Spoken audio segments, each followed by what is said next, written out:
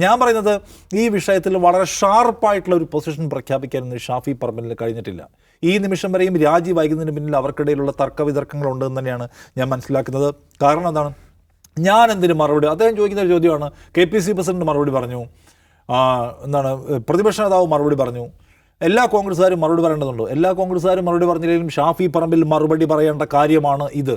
ഷാഫി പറമ്പിലും രാഹുൽ മാങ്കൂട്ടവും തമ്മിലുള്ള ബന്ധം വളരെ അടുത്ത ബന്ധമാണ്.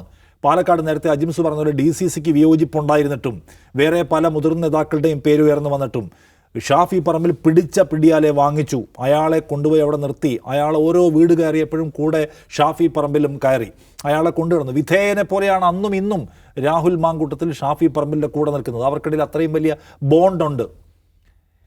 രാഹുൽ മാങ്കൂട്ടത്തിനെതിരെ ആർക്കെങ്കിലും ഒരു പരാതി ഉണ്ടെങ്കിൽ ആ പരാതി ആദ്യം വന്നിട്ടുള്ളത് ഷാഫി പറമ്പിലിൻ്റെ മുമ്പിലാണ്. അത് തർക്കമുള്ള കാര്യമല്ല. രണ്ടാമതാണ് VD സതീശൻ പോലും വന്നിട്ടുള്ളൂ.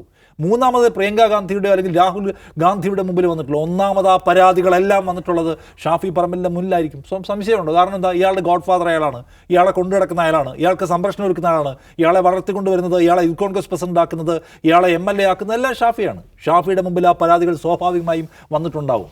എന്നിട്ട് ഇന്ന് ഇവിടെ നിൽക്കുമ്പോൾ പോലും ഇത്രയും വലിയ തോതിൽ ഇത് എക്സ്പോസ്ഡ് ആയതിനു ശേഷം നടപടിയെടുക്കേണ്ടി വന്നതിന് ശേഷവും ഷാഫി അയാൾ എന്തോ ധാർമ്മിക മൂല്യം ഉയർത്തിപ്പിടിച്ച് മാറി നിൽക്കുന്നു, അയാൾ MLA പദവിയിൽ നിന്ന് മാറി നിൽക്കണമെന്ന് പറയാൻ നിങ്ങൾക്ക് എന്താണ് അവകാശമെന്ന് CPM-നോട് കാര്യമില്ല. CPM-ന് ഒരു റോളുള്ള കാര്യമല്ല ഇത്.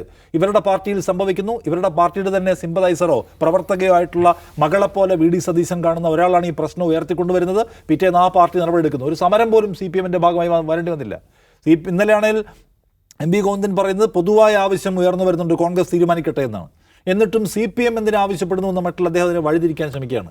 കുറച്ചുകൂടി ധാർമ്മികമായി ഉന്നത സ്വഭാവമുള്ള നിലപാട് അദ്ദേഹം സ്വീകരിക്കേണ്ടതുണ്ട്. എന്തിൻ്റെ പേരിൽ? സ്വന്തം പാർട്ടിയുടെ ഭാവിയെ മുൻനിർത്തിക്കൊണ്ട്, മുന്നണിയുടെ ഭാവിയെ നിർത്തിക്കൊണ്ട് എന്തുകൊണ്ട് അദ്ദേഹം അത് സ്വീകരിക്കുന്നില്ല?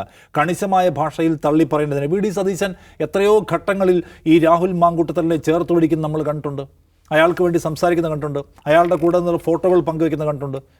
അതുകൊണ്ട് ഇന്ന് അയാളെ തള്ളിപ്പറയാൻ അയാൾക്കൊരു മടിയുണ്ടായില്ലല്ലോ. കാരണം തള്ളിപ്പറയേണ്ട ഘട്ടമായിരിക്കുന്നു. ഇനി ചേർത്ത് പിടിക്കൽ അസാധ്യമാണ്.